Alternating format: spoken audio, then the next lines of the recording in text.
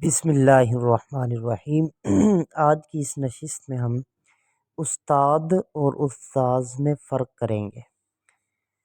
بظاہر دکھنے میں ایک جیسے الفاظ ہیں لیکن دال اور زال کا فرق ہے، لیکن ان کے معنی میں بھی بحوالہ اردو لغت کچھ فرق ہے۔ جو ہے استاد دال کے ساتھ، اس کی جو جمع ہے وہ ہے اساتید، اور اس کا معنی ہے کہ ہر وہ کام کہ جس کا تعلق کسی فن سے ہو اس کا سکھانا، جس طرح مکینک وغیرہ، یہ اور جتنے بھی ہنر ہیں ان کے سکھلانے والے کو استاد کہا جاتا ہے۔ اور استاذ یہ جمع ہے اساتذہ، تو اس کا معنی ہے علوم سکھانے والا۔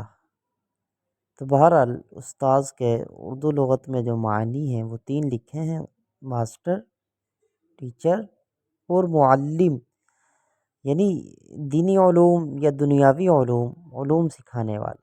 تو بہرحال استاد کہتے ہیں جو ایسا کام سکھائے جس کا تعلق فن سے ہو، اور استاذ کہتے ہیں جو علوم سکھائے بھی۔